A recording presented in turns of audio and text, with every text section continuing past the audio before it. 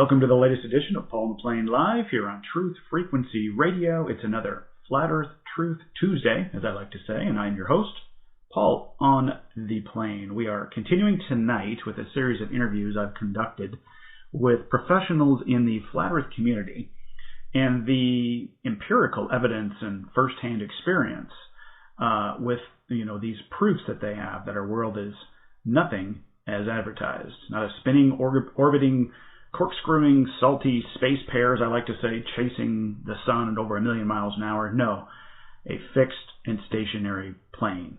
Just a quick reminder, this is a pre-recorded show as I'm traveling overseas, so I won't be able to take any calls tonight. Still, I hope you enjoy the show. So, tonight, my guest is a gentleman who, for the sake of anonymity, we're going to call him Zach. He has a wealth of knowledge and experience in a particular field that, in my opinion, is just chock full of flat earth evidence and downright proof that our world is flat and fixed.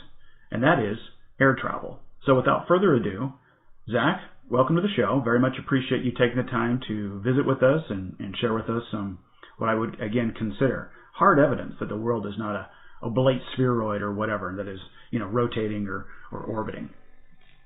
Good evening, Paul. Thanks for having me on your show.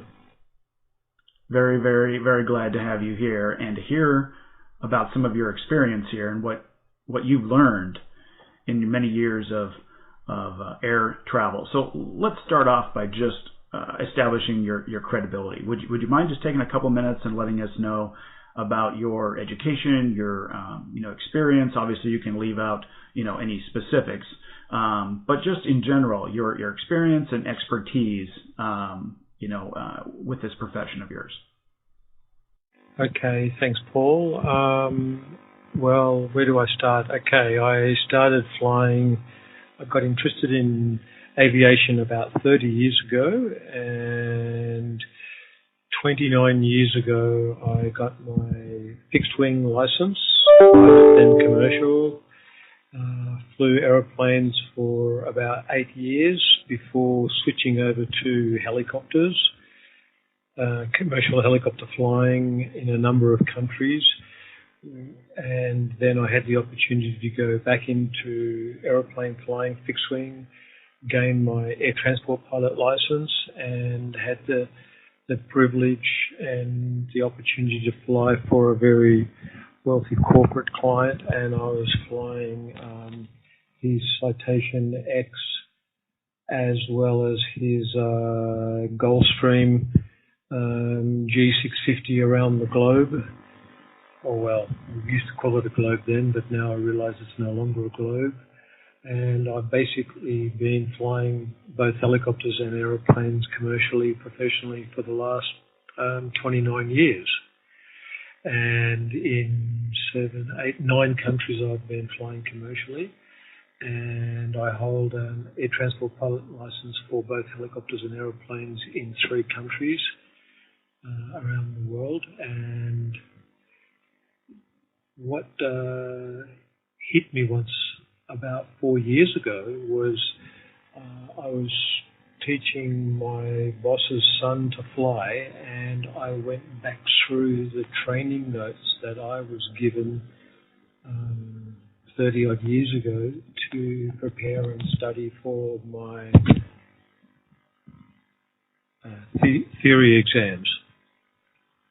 And those documents, when I opened them up, very clearly stated that for all intensive purposes, for aerodynamics, we assume that the Earth is both flat and non-rotating. So 29 years of experience, both fixed wing and helicopter. That's right. Commercially, personally, etc. And I guess going back to your original training, obviously that maybe did not, that fact that you find in the instruction manuals, right, when you're day one, right, of starting to simulate what it's going to be like when you're actually engaging in air travel as a pilot. From day one, you're to assume, as you're training, that the Earth is flat and non-rotating. But it didn't strike you 29 years ago, did it? No, and from most of my working brothers and sisters in the fixed and rotary field, they don't register that part. The irony of that is that when we take this assumption from our training manuals, which says that the Earth is flat and non-rotating, there's no second manual that now covers, now how do we deal with that, with the Coriolis effect and 1,000 kilometre an hour spin, yada yada, all the nonsense that we've heard. There's no transition to the real world of a spinning globe. So we remain with the so-called assumption that the Earth is flat and non-rotating.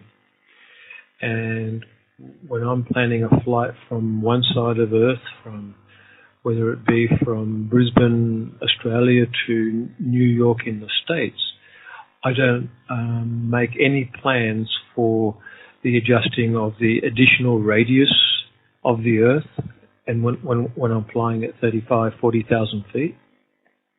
And if you look on a ball, the straight line between Sydney to New York, we'd almost be, or Brisbane to New York, we'd almost be overflying Hawaii.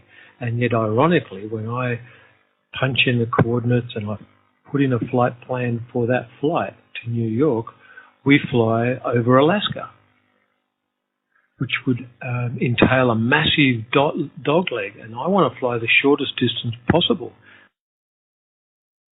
I'm curious now, and we all, I think, see this, and I've had family. Well, first of all, I've flown overseas, and you fly north to, they show you that you're flying north to then go back south. For example, as of the airing of this show, I'm in Ireland, and I traveled from the U.S. of A. to Ireland, and same thing. Not as probably as drastic of a curve, up north and down as you would going from Australia to the United States. You probably would have gone through Greenland then, which again puts a big dog leg in your flight. It does put a big dog leg in there, but again, you lay it on a even just an azimuthal equidistant map, which is a flattening of the globe, and it works, and it works out perfectly. So I want to get to that experience that you've had, even flying over Alaska, because that in of itself, I guess, if I were to take, this is what I'm thinking just as you're talking then, so you've got this huge dog leg, if you will, on the globe. If you were to then take that dog leg out and straighten it out, how many more miles would that line be, that distance, than if you were to just go on a globe and draw a straight line again from Brisbane to your destination in the U.S.? How many fewer miles would that be, on the globe map? And I bet you there's a big difference. That's a very good question, and I haven't done that. However, I've done many flights between Sydney and Perth back to Sydney, and it's approximately a 3,000 kilometre distance. Our Gulfstream flies at approximately 1,000 kilometres an hour, 960, 980 kilometres an hour. So it's a 3-hour flight. Now, if you were to calculate in the 8 inches per square mile that we're supposed to be having, it would roughly add around 900 kilometres to that sector. So... Oh, I see what you mean. The extra distance, because you're not flying over a flat plane. Or that's right. Assuming, we're told we're not flying over a flat plane, so you've got more distance to go around a sphere. That's correct. But you don't plan for that in your flight plan. Never have. And the amount of fuel that you need, even adjusting for going into the wind or with the wind, and so those sort of things, which obviously are going to affect your fuel consumption or your mileage, right? Absolutely. And we have the jet streams, so that flying in one direction is always slower than another direction, because the jet streams are pretty much the same speed and direction throughout the year. The speed changes somewhat. The jet streams come down and increase in certain parts of the year. However, they're always going at the same speed. In the same direction. So it's always slower to fly from east to west than it is from west to east. Nothing to do with the Coriolis effect. That's just the ground speed related to the prevailing winds. But the higher you would fly, you are adding additional radius to a ball if you were flying around a ball. And our Gulfstream only flies at around 1,000 kilometres an hour, so we can't fly fast enough to cover that distance in 3 hours. So how do we cover that extra distance? There isn't extra distance because there isn't extra radius. It's flat. And all the instruments on board, both a helicopter and an aeroplane, the artificial horizon, which keeps us upright, straight and level, and helps us conduct a coordinated turn, can only work on a stationary flat plane. Well said. well said. So, going back to the the training that you underwent, and now you are obviously training new pilots as well. So this material you're seeing that you're covering on a regular basis, it starts out with, hey, for the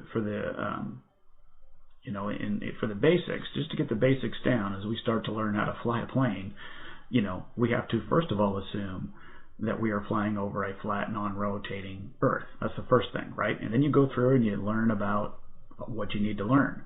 But you said that there's no jump then to quote-unquote reality, or what we're told reality is that the Earth is moving and that it has a curvature to it, which would need to be obviously accounted for, because if all the software is written, for airplane guidance systems and all of the software that helps aid the pilot in controlling the aircraft and doing what he wants it to do and go where it wants to go, is all based on and correct me if I'm wrong, but it's all based on a flat, non-rotating Earth. So how can all of the pilot's training and all of the software that he is using and all of the mechanical instruments that he's using are all based on a flat, non-rotating Earth? How do we actually get anywhere if we live on if in reality we live on a spinning, orbiting sphere?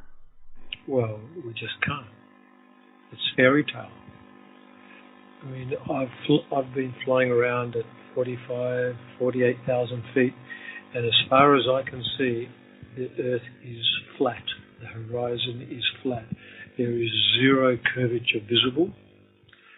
The artificial horizon does not have to be reset or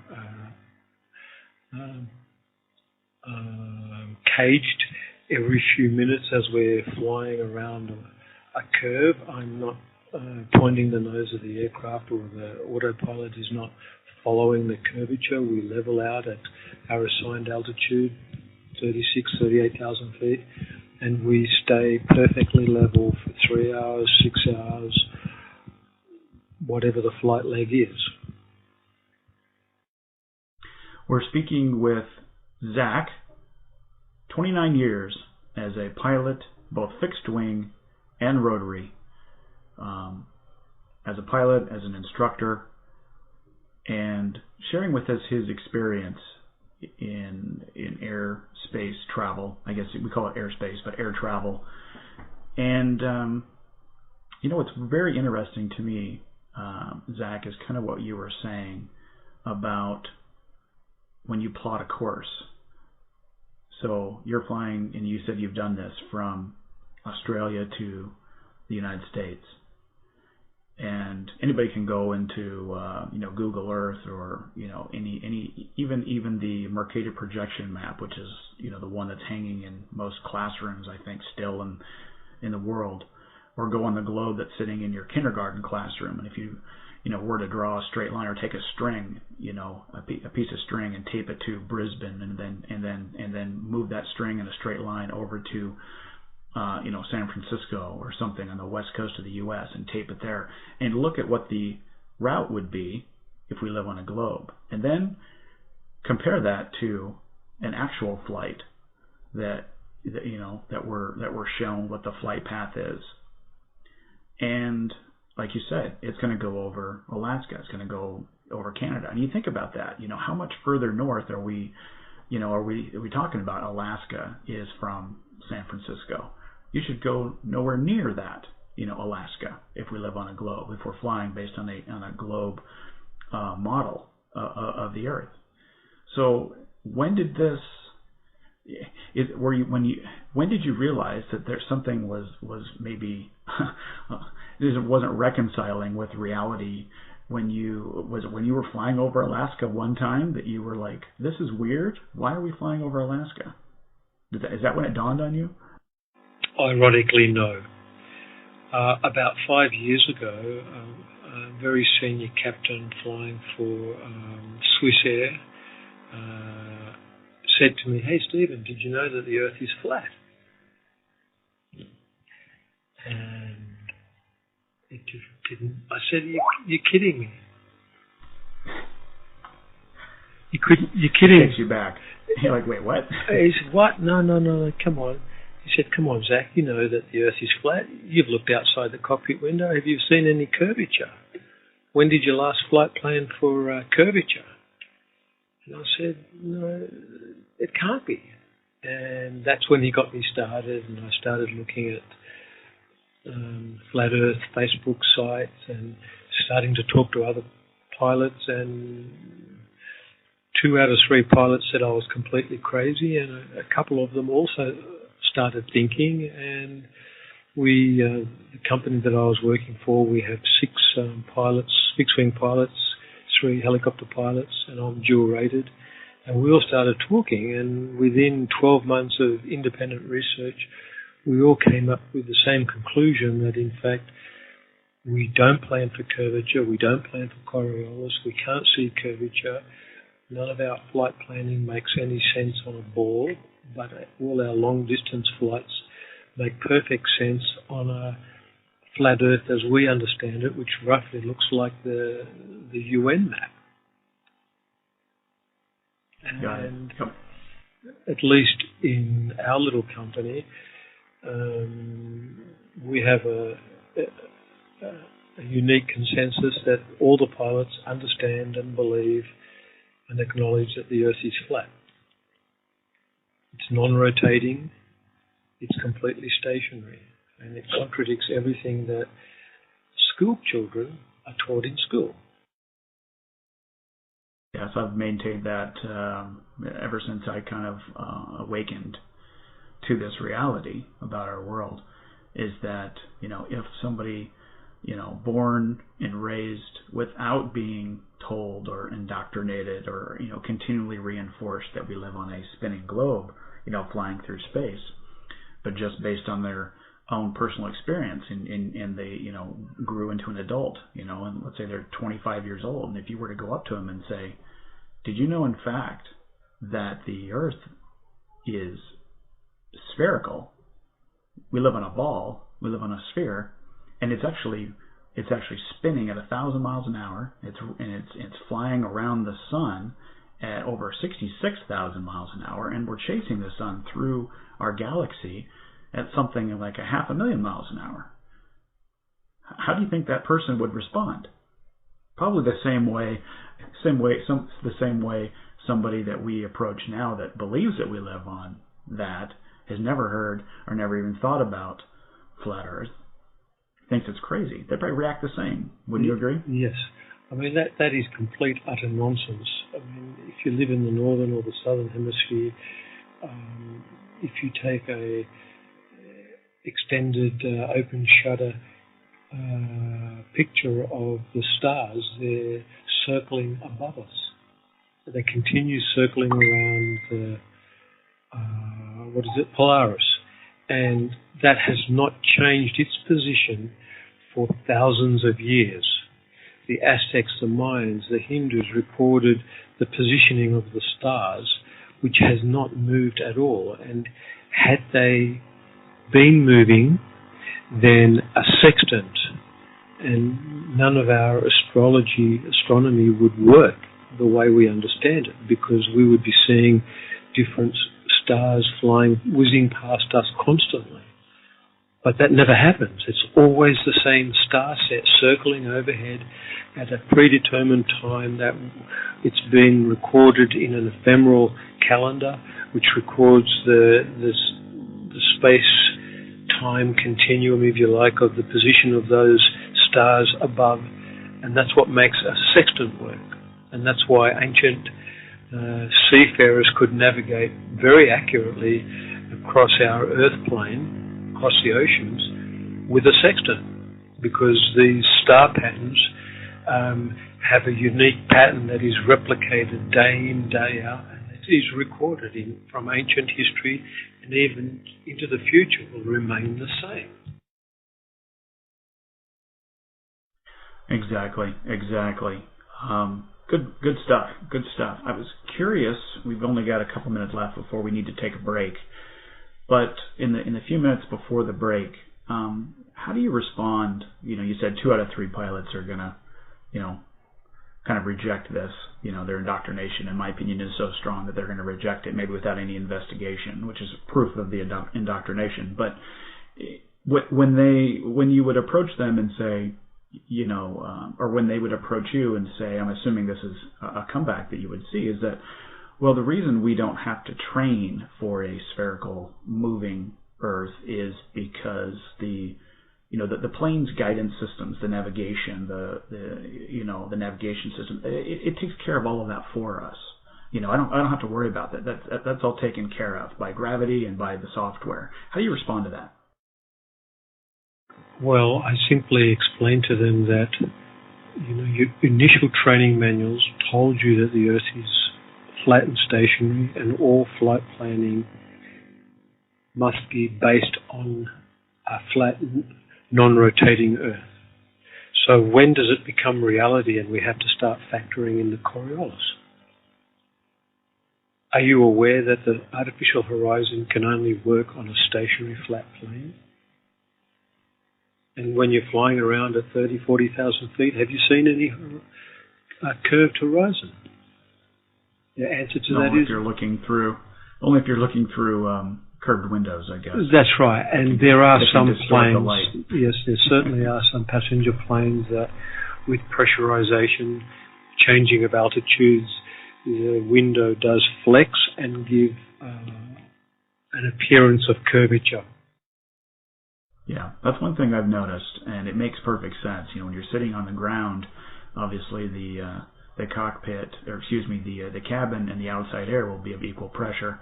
The door's open, people are going in and out, and they close the door, and they obviously start to pressurize the cabin to allow, to keep you comfortable when they get up to, 35,000 feet or so. But at that point, you have to think about it. There's a lower pressure outside and a higher pressure inside in the cabin, and that's going to... anything that's flexible in any way is going to, and I'm sure the plane probably, the cabin itself is probably flexing at some level. There is a little bit of expansion there, probably very minute because of the strong materials that it's built out of, but the windows are also flexible, made of plexiglass or whatever that material is, and you've got a pressurized cabin. Those will tend to, logically, reasonably, will tend to maybe bulge out a little bit, very, very incrementally, very small. But that in of itself, you are looking through a curved piece of material, and that's going to distort the light that's coming in through that window at some level, and it could make it appear. So I think a lot of people will say, "Oh, I've seen the curve at 35,000 feet." Well, it's because you're looking potentially, you're looking through a curved piece of material that would give you that effect. I think it's important to talk to pilots who have maybe a 180 degree view, because they've got flat windows and they've got the cockpit. They can see left all the way to the right, so they can see a 180 degree view, a much different view as a passenger, I'm assuming, and you would definitely be able to optically see curvature at that point, and it sounds like you don't. Well, that's exactly right. And if you're sitting in the back as a passenger, if you were to move your head up and down and around, the curvature that is apparent to your eyes would alter. And curvature, if there was curvature out there, would remain fixed. But as you move your head around that window, the curvature changes because the window is curved, not the horizon. And exactly. And that is, next time you're traveling as a passenger, is to, if you're sitting by the window, is you can, move up, move down, move left and right, and you're going to see that what you're looking at is going to be changing. Is that right? That's correct. Except up front in the cockpit. In the cockpit, we have around 210 degrees of view, and there is no distortion built into the cockpit windows. I mean, if you're making a visual approach to a runway, you need to see it for real, not a distorted image of what that runway looks like. So for safety and accuracy in flying, we can't have distorted windows in the cockpit like the passengers often do. So the windows are not concave or convex in any way, shape, or form in the cockpit. And you said you've been as high as 48,000 feet? I would assume if the Earth were a ball of a circumference of 24,901 miles, when you get to that altitude, which is another 2 miles or so above where we would even travel as where most commercial airlines travel, a mile or two higher than that, and still no optical evidence of curvature. Zero. When you're looking through a flat window. Absolutely zero, Paul. And while we're on that point, I've had friends who have experimented with sending balloons up into the upper atmospheres, and I believe some of those balloons have gotten as high as 120,000 feet, and the footage of that was absolutely perfectly flat. Unlike when amateur balloonists send up a GoPro, which has a fisheye lens, and of course we get a constant curvature, which is constantly changing as the lens is dipping up and down, above and below the horizon. The curvature is changing. Sometimes it's curving down and around, representing a bald Earth, and sometimes it's totally the opposite. And so it sends you a little bit crazy trying to look at those pictures. But I've seen footage of friends who have sent amateur balloons up with a true corrected lens, and it is perfectly flat at every altitude, at every step, all the way up to 120,000 feet. And I'm also assuming as the balloon is rising up, as it's moving up, that the horizon continues to rise at the same rate. Yes. Or appear to rise at the same rate. Yes, it remains at eye level of the balloon. It doesn't go down, dipping down. If we were going up in a balloon or an aeroplane, if we were on a ball, then the horizon would be curving away from us, and we'd have to keep looking further and further down towards that ever dipping away horizon. Which in reality we never do. The horizon is always out there in front of us at eye level, even at 100,000 feet, 120,000 feet. And in my own personal experience flying at 48,000 feet, the horizon is perfectly flat and eye level. It's not down there below us, it's straight out there in front of you, and flat as a tack. There you have it. As flat as the eye can see. And all our instruments, all our navigation, long-range navigation, is based on a non-rotating flat Earth. And what that map exactly looks like, frankly, I don't know. But it is something like what the UN map is like. And so when you draw a line from Brisbane to San Francisco and takes you through Alaska, that's exactly the flight plan we fly. So why the hell are we not flying over Hawaii? Because on a ball, that's the straight line. Well, it's like that news article, which was big in my awakening as I saw that news article about the lady, and I think the flight was somewhere from north of you. I think it was in the Philippines or somewhere in Indonesia. A flight from Indonesia to Los Angeles, I believe, was the destination. But during the flight, there was a woman that went into child labor, and the pilot had to make an emergency landing. And naturally, Hawaii or somewhere in the Pacific, there's got to be some places, where on that route that would be a straight line, that they would have been able to make an emergency landing. But no, where did the plane land? It was in Alaska. Well, it's not funny. That makes perfect sense on the flat plane as we understand it. And if the map of our Earth is something like what the UN presents in their flag, then that's spot on. They're flying in an exact straight line from somewhere in Asia to, was it LA? It takes you over Alaska. Exactly. So when have you made that flight from Australia to the U.S. since you had awakened to the reality of this world that we live, or is that you have? Okay. So the first time you were flying over Alaska on that route, it must really have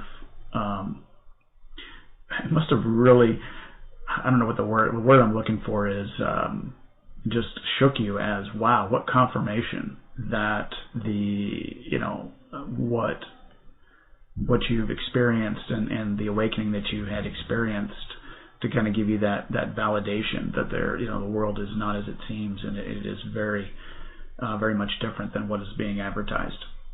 Well, exactly. And my co-pilot brought along with him, because he was a new believer in the flat Earth model, shall we call it, and he brought a globe with him on that flight. And we were monitoring how we were deviating further and further and further away from the straight line from Brisbane to LA, flying further and further north. And we were just looking at this ball, looking at our navigational equipment, our GPS, and laughing, well, why is the GPS taking us over Alaska in a straight line when that makes absolutely no sense on a ball? On a ball.